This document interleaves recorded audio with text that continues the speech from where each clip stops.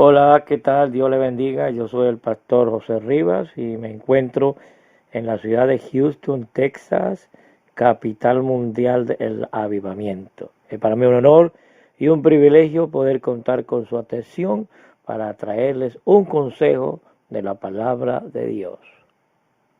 En esta oportunidad quiero hablarles acerca de los 5 minutos después de tu muerte.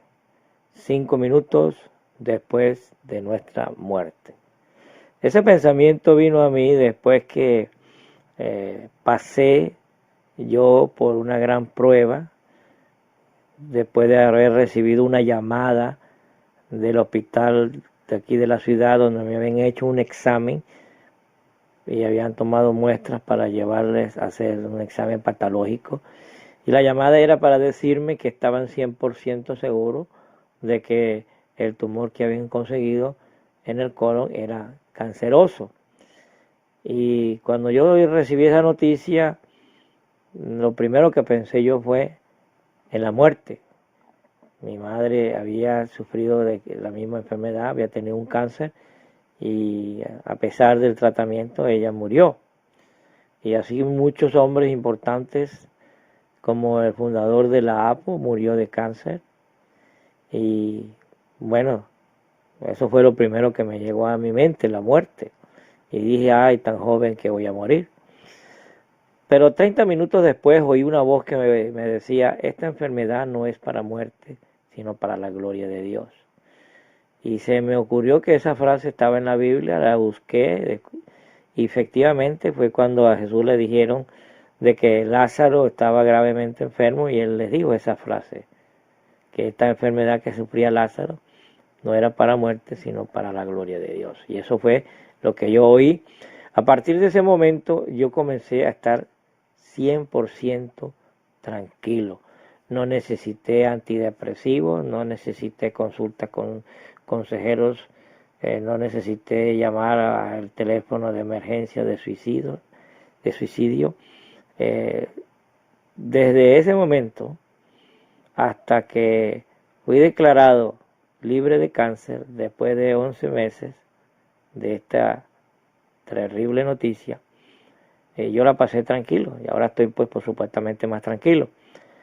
Y yo pienso que es eso, la tranquilidad y la paz que Dios me dio, la que me realmente pues fue efectiva, porque según las estadísticas, entre el 55 y 60% de las personas que le detectan cáncer se muere y solo el 45 a 40% sobrevive. Gracias a Dios yo soy uno de los sobrevivientes. Entonces, los que se mueren pueden ser que tengan los mejores médicos, las mejores medicinas, los mejores tratamientos y sin embargo se mueren. Entonces que esto ya depende de un milagro de Dios, sea por una forma sobrenatural o por una forma de utilizar la ciencia médica, las medicinas. En el caso mío, pues sí, yo tuve bajo un tratamiento de radioterapia y quimioterapia por 5 semanas, de lunes a viernes, todos los días. Y no fue fácil, un tratamiento muy fuerte. Luego a los 2 meses me hicieron dos cirugías y eso fue muy fuerte todavía, muy fuerte. La cirugía, eso fue muy fuerte. Y después de la cirugía, ya cuando me estaba recuperando, me empezaron a aplicar quimioterapia de influencia y de pastilla. Eso fue peor todavía. Yo sentía mucha debilidad, mareos, tenía sensible las manos, los pies, la boca y mareos, debilidad que yo ya para el cuarto tratamiento pensé que no lo iba a soportar. Y bueno, eso no fue muy fácil, fue muy duro. Sin embargo, yo estaba siempre tranquilo. Yo le daba al Señor gracias por su promesa, la seguridad que había puesto en mi corazón. A pesar que era fuerte el tratamiento, yo le pedí al Señor que me diera fortaleza. Pero siempre estuve tranquilo, tranquilo. Sin embargo, aunque yo estaba tranquilo, no dejaba de pensar en la muerte. No que la muerte hubiese llegado a mí o que la muerte me va a llegar, no, yo no pensaba en eso. Pensaba en sí en el tema de la muerte, porque la muerte es una de las cosas más reales que existen en la vida. Está establecido a los hombres que mueran una sola vez y después de esto el juicio, dice, ¿no? Entonces, hay, hay una realidad en nuestra vida, y es que lo más real de nuestra vida es la muerte, ¿no? Más seguro que hay en la vida es la muerte. Según la Biblia, solamente 2 hombres pudieron escapar de la muerte. Uno se encuentra en el libro de Génesis, comenzando los capítulos de los patriarcas, donde habla de Enoc. Enoc, que fue transportado y no conoció la muerte. Y el otro es Elías, que fue llevado en una carreta de fuego. Esos 2 son los únicos que se registran en la Biblia que no conocieron la muerte.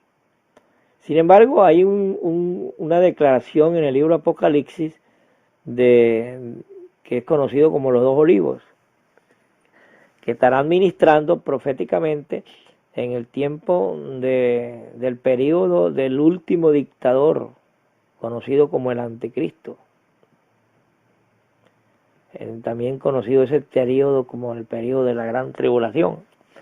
Entonces ahí dice que esos 2 olivos, como estarán ministrando de parte de Dios, es un azote para la humanidad que está completamente enceguecida por el Anticristo. Y entonces lo tomarán y lo ejecutarán y serán puestos en la plaza y vistos por todo el mundo. Eso a través de vía satélite, otra vez por internet, ¿no? Pero así es la profecía. Entonces, algunas escuelas de interpretación bíblica consideran que estos 2 olivos, aunque uno de ellos tiene la característica del ministerio de Moisés, pero Moisés conoció la muerte, y aunque su cuerpo desapareció porque el ángel luchó con Satanás y lo venció. Pero realmente esas son unas escuelas de interpretación donde aseguran que estos 2 olivos vienen siendo Enoc, que no se conoce mucho de su ministerio, y Elías, que son estos 2 únicos hombres que no conocieron la muerte. Pero para ese tiempo, para el tiempo del Anticristo, estos 2 olivos van a ser ejecutados, y entonces se cree que estos son los 2 únicos hombres que no han conocido la muerte, pero que la conocerán, para que se cumpla en ellos la ley que dice que el hombre está establecido por Dios, que muera una sola vez y después el juicio. Bueno, entonces yo estuve pensando en mucho sobre eso, sobre el tema de la muerte, es lo más seguro, y pensando en una cosa y otra, me acordé de esta frase: ¿qué pasará con nosotros 5 minutos después de la muerte? Porque hay muchas opiniones, hay algunos que dicen una cosa, otra, pero en realidad, ¿cuál de tantas opiniones es la verdad? Y yo, como soy creyente en la Biblia y soy creyente en Cristo Jesús, que lo conozco como mi Señor y Salvador, y camino la verdad y la vida, yo me aferro a lo que dice Jesús. Y el Señor Jesús nos cuenta en el libro de Lucas, capítulo 16, nos cuenta una historia acerca de un hombre rico y otro llamado Lázaro. Esta historia, para algunos religiosos, la consideran como una parábola, pero en realidad no llena las características de una parábola, porque fíjese, si usted analiza las pocas parábolas que el Señor Jesucristo dijo y que fueron registradas en los evangelios, cuando se trata de relaciones humanas, usted se dará cuenta que siempre aparecen personajes con nombres comunes, como por ejemplo el sembrador salió a sembrar, el pescador tiró la red, la historia del hombre que fue asaltado y vino un sumo sacerdote, vino un escriba y vino un samaritano. Todos esos son nombres comunes, porque no son considerados como nombres propios. En cambio, en esta historia aparecen 2 nombres de personajes, dos nombres propios. Uno de ellos es Abraham, por eso dice que estaba el Lázaro, que es el nombre del mendigo. No se le llama solamente mendigo, sino se le llama con nombre ya, con su nombre propio. Se llamaba Lázaro. Dice que fue visto por el hombre rico en el seno de Abraham y habló con el padre Abraham. Entonces, Abraham, el padre Abraham no es señalado como el patriarca mayor o como un patriarca que pudo haber sido varios, ¿no? Sino se le señala como Abraham, en su nombre propio, y a Lázaro se le menciona también con nombre propio. Entonces, esto nos da a nosotros pie para pensar de que no era una parábola en sí, sino era una historia real, que exactamente eso es lo que nosotros vamos a experimentar 5 minutos, digo yo, puede ser antes, ¿no? Pero por decir un tiempo rápido y corto, es 5 minutos después de la muerte. Nos dice esa historia de que Lázaro, el mendigo, que estaba ahí esperando las migajas que caían de la mesa, juntamente con los perros, que aparte de que le quitaban también la comida, trataban de comérselo a él. Entonces dice que Lázaro murió y vino un cortejo de ángeles y lo buscaron para llevarlo a un lugar que se conoce en esa historia como el seno de Abraham. Algo parecido a lo que Jesús le dijo al hombre, al ladrón que estaba a su lado. Aquel ladrón que le dijo: Señor, acuérdate de mí cuando vengas en tu reino. Y el Señor le respondió: hoy mismo estarás conmigo en el paraíso. Entonces, no, ese periodo que algunos llaman periodo intermedio, periodo de oscuridad, periodo de inconsciencia, no aparece en estas dos historias dichas, en esas declaraciones dichas por el Señor Jesucristo, que como yo dije, es el camino, la verdad y la vida. Ese es el que tiene la verdad. Y Él es el único que tiene autoridad para hablar de esto, porque primero Él es como Dios omnisciente, que significa que todo lo sabe, pero a la vez también Él fue hasta ese lugar donde van los muertos y resucitó, o sea que tiene la autoridad para hablarnos de ese mundo después de la muerte. Entonces vemos aquí esa declaración de que hay un grupo de personas que al morir van a un lugar llamado el paraíso o al lugar del seno de Abraham. Podríamos definir que ambas cosas significan el mismo sitio. Pero también nos dice esta historia, la que estamos hablando, que está registrada en Lucas capítulo 16, de que el hombre rico murió y fue sepultado. Yo me imagino que su sepelio sería como vivía él en sus fiestas. Dice que hacía fiestas muy excelentes, fiestas excelentes, y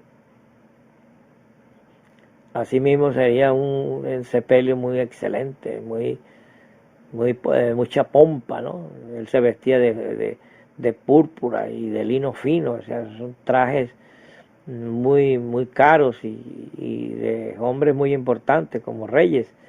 Él tenía una vida prácticamente de reyes, ¿no? Y hacía banquetes por excelencia. Bueno, y entonces así sería su sepelio. Cuando se muere un hombre muy importante aquí en la tierra, famoso artista, le hacen un sepelio con mucha pompa. Bueno, a este hombre le harían un sepelio a sí mismo, con mucha pompa. Pero ¿qué pasa con este hombre? Que alzando sus ojos, dice, se encontró se encontró en el Hades.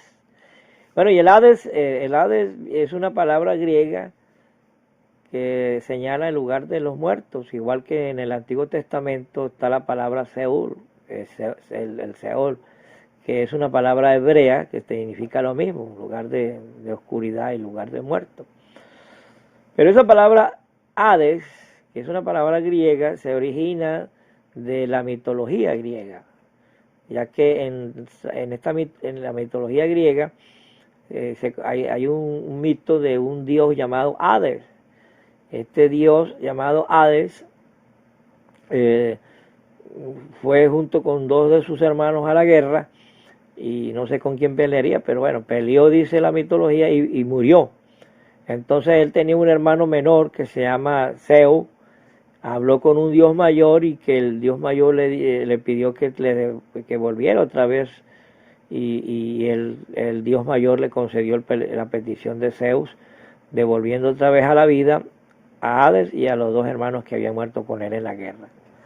Bueno, y entonces de ahí se formó los tres hermanos que volvieron de la oscuridad, de la muerte, Zeus y el dios mayor, formaron una coalición de 5 dioses que eran representados en 5 arcos, o digo 5 circos, 5 aros, y esa coalición se le llamó el dios Olimpo, que prácticamente hoy en día pues sigue esa imagen en lo que se conoce como las Olimpiadas. Hay 5 aros unidos entre sí, y eso viene de esa historia mitológica donde se forman una coalición de 5 dioses que van a la guerra, y en esta oportunidad ganan. Y como ellos ganan, entonces se reparten el botín, y uno de los botines, el botín que le correspondió al dios Hades, fue la tierra.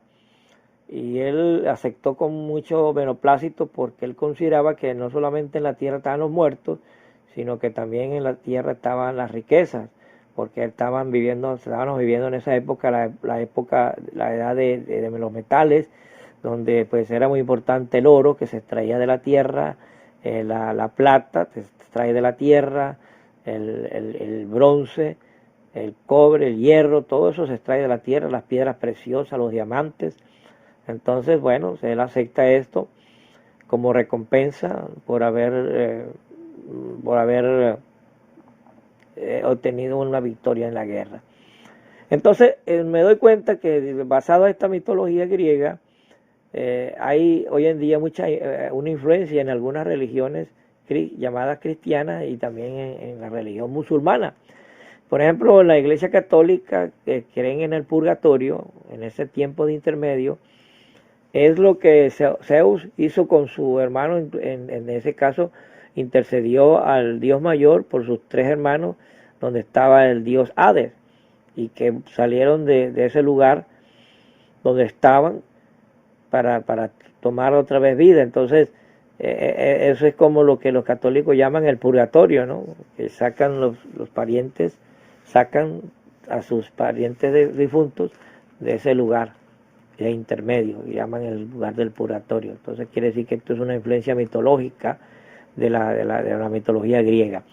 Lo mismo, por ejemplo, en lo que hablan en la mitología griega, que es el estado de inconsciencia, es decir, que los muertos, tanto buenos o malos, van a ese lugar del Hades, que es el lugar lo consideran como el centro de la tierra, y en ese lugar están como inconscientes, no saben nada, y que un día, en el día del juicio, serán despertados. Y bueno, ese lugar de inconsciencia que habla la mitología griega es precisamente lo que muchos hoy en día creen, sobre todo los que llaman testigos de Jehová, creen en ese estado de inconsciencia en el tiempo de intermedio. Y por último, la recompensa de ir a la guerra es una práctica que la usan mucho los musulmanes, que por eso muchos de ellos se mueren, se matan, se suicidan, matando a otras personas enemigas, que son consideradas como los infieles. Y ellos hacen eso porque piensan que al matar infieles, ellos van a recibir en el más allá una recompensa. Entonces, todo eso son, hoy en día son prácticas que hablan de la experiencia de las personas después de la muerte. Y vemos como esas tienen una influencia de la mitología griega, pero el Señor Jesucristo nos dice otra cosa, ¿verdad? En la historia de Lázaro y el hombre rico nos habla claramente de lo que va a pasar a los que andan en obediencia a la palabra de Dios, porque el hombre rico en ese lugar de tormento le pide al padre Abraham que envíe a alguien a sus hermanos para que ellos no vayan a ese lugar de tormento. Y el padre Abraham le dice a Moisés y a los profetas tienen, a ellos que le oigan a ellos. Cuando habla de Moisés y los profetas está hablando del Antiguo Testamento, que era la Biblia hasta ese tiempo conocido. Hoy en día tenemos el Antiguo y el Nuevo Testamento. Quiere decir que para este tiempo, si alguien en ese lugar del tormento le pide al padre Abraham que mande a alguien de ultratumba para que le digan que obedezcan el Evangelio, que obedezcan a Dios, que no vivan una vida sin una vida espiritual, sin obediencia a Dios, para que no vayan a ese lugar, el padre Abraham le diría lo mismo, y para eso ahí tienen los evangelios, ahí tienen a Moisés y los profetas, los evangelios, las epístolas y Apocalipsis, que oigan. Él está recomendando que lean y obedezcan la Biblia, conozcan los mandamientos y la voluntad de Dios y que obedezcan, porque los que obedecen entonces estarán disfrutando después de la muerte de una vida de paz y reposo, de gozo en el seno de Abraham o el paraíso de Dios. Y si no, pues estarán en el Hades, en un lugar de tormento, que Jesucristo mismo dice que será el lloro y el crujir de dientes, donde el fuego no se apaga y el gusano nunca se muere. ¿Verdad? Que Jesucristo nos habla en varias oportunidades acerca de lo que le va a pasar a las personas que andan en desobediencia. Entonces, la pregunta que hice al principio, ¿qué pasará con nosotros 5 minutos después de la muerte? Pues eso depende de nuestra actitud que tengamos antes de la muerte.